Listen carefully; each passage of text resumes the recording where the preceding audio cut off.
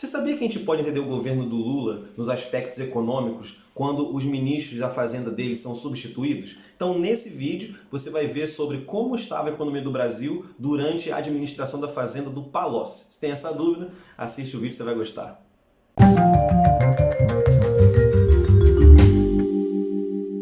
Uma coisa que é muito importante a gente saber é que no início da administração do governo Lula, o primeiro ministro da fazenda dele foi o Palocci. E nessas próximas duas aulas eu vou dividir para vocês do governo do Lula até o Palocci e com o Manteiga. No caso aqui, uma coisa que é muito importante de saber é que nesse primeiro governo do Lula, a gente tem um contexto internacional muito importante que não pode ser deixado de lado, que é justamente o crescimento da China, tá? Esse momento coincidente ao governo do Lula e ao crescimento de consumo chinês, principalmente de commodities brasileiras, né? A continuidade do regime de metas de inflação, que pela galera progressista ela é muito criticada, né? Mas o Brasil mantém o projeto de metas de inflação e o controle da taxa Selic alta, justamente para poder você conseguir controlar melhor a inflação. O que acontece? A taxa de câmbio ela vai ser favorável e o que vai ser escolhida é uma rigidez monetária. Basicamente o que vai acontecer é que a inflação vai ficar baixa, mas a taxa Selic vai ficar alta.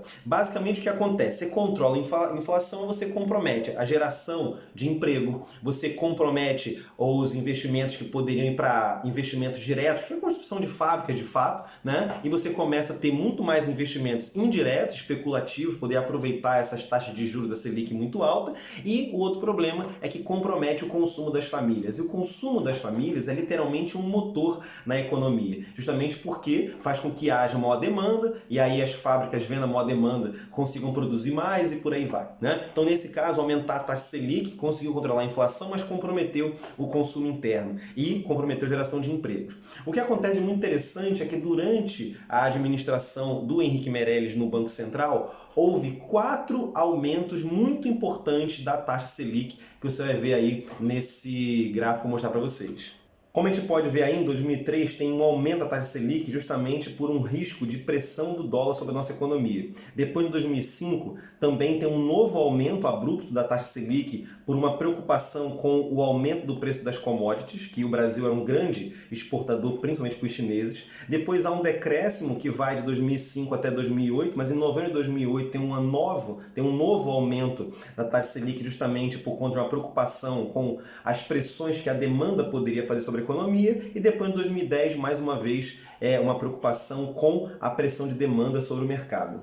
Então, nesse caso, o que vai acontecer? O Brasil ele vai começar a exportar muito, justamente por causa desse crescimento, né? Vai começar a atrair muito dólar, vai comprar e vai absorver em dólares, obviamente. E o que vai acontecer é que, pelo aumento dos preços dessas commodities, um preço absurdamente alto nessa época, vai fazer com que o Brasil tenha muitos recursos disponíveis e dessa forma o real acabe se valorizando pela grande entrada de dólares que o Brasil vai ter. Então o Brasil é basicamente o seguinte: o Brasil exporta muito, quando a gente exporta um produto a gente negocia em dólares, não em reais. Basicamente, como os valores estavam super inflacionados, né, por exemplo, do barril de petróleo, eu sempre falo sobre isso, e o Brasil exportando muito petróleo, o que acontece é que vai ter uma entrada muito grande desses dólares. Como a oferta de dólares ela fica muito alta, obviamente vai ter uma desvalorização, né, porque como fica mais fácil obter dólares, o real acaba se valorizando, né? Então, nesse caso, essa grande entrada de dólares no Brasil por causa da exportação em grande quantidade vai fazer isso, vai fazer com que haja uma valorização do real, e é necessário que você tenha esses choques de aumento da Selic justamente para você conseguir contrair, por exemplo, o grande impulso por consumo, para você conseguir retirar a moeda do mercado, não deixar a inflação aumentar muito, né? Para você ver que é um choque ortodoxo na economia, né? Aumentar a taxa de juros nesses valores que a gente viu anteriormente. Então, como a gente pode ver aí, o câmbio real, né, a gente consegue perceber que há uma valorização do real justamente porque você percebe ali que ele vai reduzindo em relação ao dólar, tudo bem? E a gente consegue perceber que nesse espaço de tempo entre 2003 e 2008, né, que é quando tem a crise mundial, a última crise, que parece que não saímos dela até hoje, você percebe como o real vai valorizando em relação ao dólar. Tanto é que você vê que a relação real-dólar cai continuamente. Então o que a gente percebe é que essa relação do Lula com o Palocci no Ministério da Fazenda, falando de toda a origem, que eu já disse sobre o Palocci, e, obviamente, o Henrique Meirelles no Banco Central, vai fazer com que a gente tenha uma economia contracionista, né? Se preocupando principalmente com a manutenção dos acordos com o FMI, o pagamento da dívida, né? O aumento do superávit primário. Então, nesse caso, o que a gente percebe? Que o governo vai ser muito rigoroso quanto a ser um bom, aspas, um bom pagador. Só que vai ter um problema, uma mudança muito importante, que é o seguinte: em 27/3, ou seja, 27 de março de 2006, há uma substituição. O Palocci sai do Ministério da Fazenda e entra o Guido Mantega. E aí, o que vai acontecer é literalmente a gente sair de uma política econômica contracionista para uma política econômica expansionista. Isso é muito importante a gente saber, né? Que aí, basicamente, o que vai acontecer?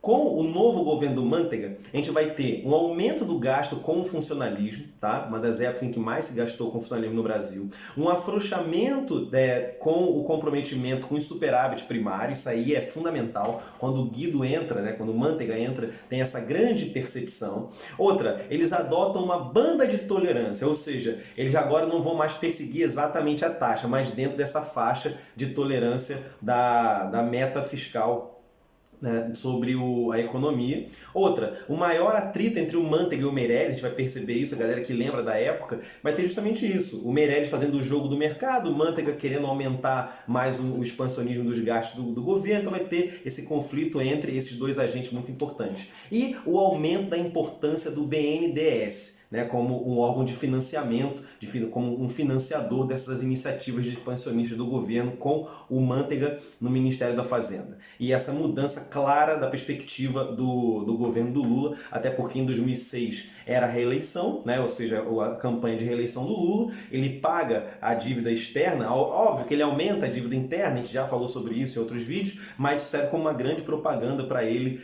se reeleger em 2006. E o que a gente vai ver então é uma redução da relação dívida-PIB pelo acúmulo inicial de superávit. Isso é algo muito importante, né? Ou seja, a relação dívida-PIB do Brasil ela vai ser reduzida nesse primeiro momento aí de administração do governo Lula.